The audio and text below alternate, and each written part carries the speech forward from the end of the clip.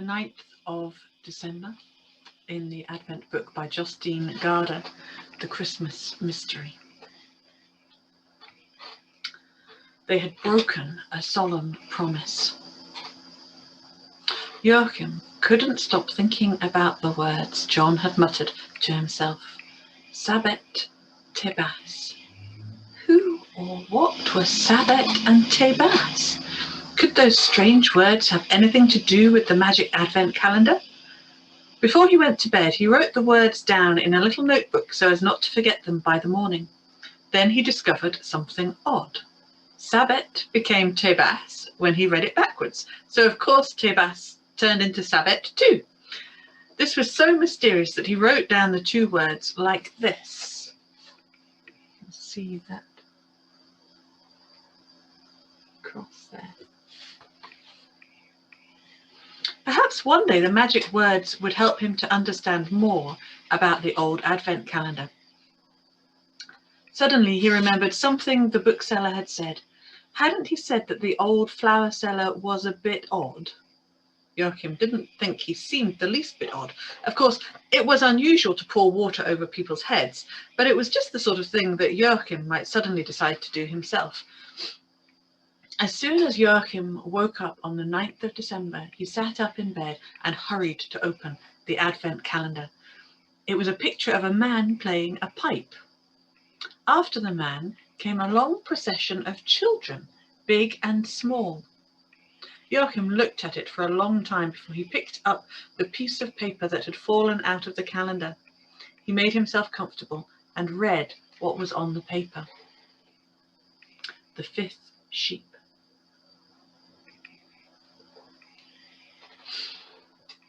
It was the year 1378 after Christ. 3 godly sheep and a lamb with a bell stormed into the Hanseatic city of Hamburg. Behind the little flock ran 2 shepherds. An elegantly dressed king followed the shepherds. Behind the king, a little girl was running as fast as her short legs would carry her. After the girl, an angel hovered above the ground. It was Sunday and early in the morning.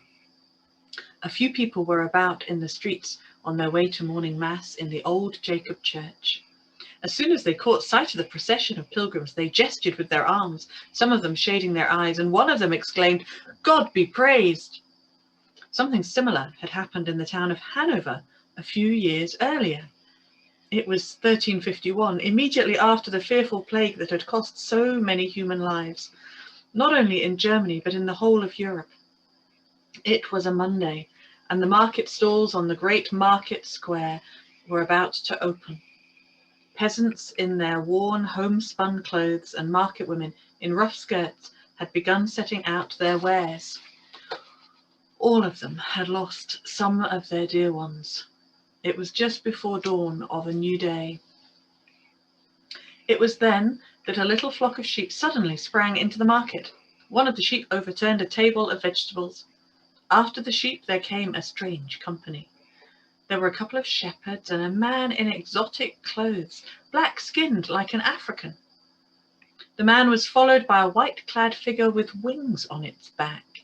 Right at the end there appeared a little girl. She stumbled over the shaft of a cart full of cabbages and lay there after the rest of the godly company had left the market. Elizabeth wept bitterly when she saw the angel Ephriel and all the others disappearing. It was the second time on the long journey south that she had fallen and hurt herself. Now she had lost the procession of pilgrims and was surrounded by people she didn't know. Not only was she in a foreign country, she was in a foreign century too. The people in the market were terrified by what they had seen. They crowded round Elizabeth, and a man poked her with his foot as if he was afraid to touch her. He wrinkled his nose and grunted horribly, but soon an old woman put Elizabeth on her feet and tried to comfort her. She spoke a language Elizabeth didn't understand. "I'm going to Bethlehem," said Elizabeth. And the market woman replied, "Hamelin? Hamelin?" "No, no," sobbed Elizabeth, "to Bethlehem, to Bethlehem." Those were her words. The next moment, one of the angels of the Lord appeared in an arc of light above the market. Elizabeth stretched out her arms towards the angel and cried, "Ephiriel! Ephiriel!" The people in the market threw themselves to the ground, but the angel lifted Elizabeth up into the air, flew over the spire of the Newmarket Church, and was gone. He put her down on a country road outside the town, where the sheep, the shepherds, and Caspar the king were waiting. "Isn't that just what I was saying?" chuckled Joshua. "When one of the lambs is lost, the shepherd must leave his flock and find the lamb that has wandered away." He struck the ground with his crook. "To Bethlehem! To Bethlehem!" "How far is it to Bethlehem?" asked Elizabeth. "Not very far, my dear," said Ephiriel. After a while they came to a town on the bank of another river. "This is Hamlin," said Ephiriel. "The river is called the Weser, and the year is 1304 after Jesus' birth. A few years ago, a dreadful misfortune occurred in this town. Well, in a way they had themselves to blame. They had broken a solemn promise, and that's something one should never do." "What happened?" asked Elizabeth. The town had been plagued by rats for a long time, but then a rat catcher arrived in town. He played on a magic pipe, and the sound of the pipe made all the rats follow him. The piper led the rats to the river, where they all drowned. Wasn't that a good thing? Yes, of course, but the people in the town had promised the man a big reward if he could save them from the plague of rats. When he had rid them of the rats, they refused to pay what they owed him. What did the rat catcher do then? He began to play on his magic pipe again, and all the children in the town were bewitched by the music of the pipe and followed him. They disappeared inside a huge mountain with the piper and were never seen again. Elizabeth realized that maybe the woman in the market at Hanover had thought she was one of the children who had been lured into the mountain by the rat catcher from Hamlin. They were about to hurry on through Europe and even further back into history when a sheep came running towards them along the road and joined the others. Now the flock numbered 5 sheep. Joshua struck the ground with his crook. "To Bethlehem! To Bethlehem!"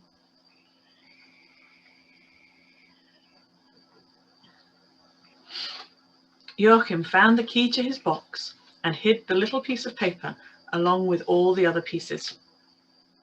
When his mother came in a little later, he was still looking at the picture in the advent calendar.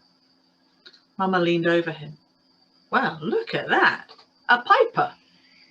"He's a rat catcher," said Joachim. "They wouldn't give him his reward for taking all the rats away from Hamlin, so he took all the children away with him instead. The people in the town had broken a solemn promise, and that's something one should never do."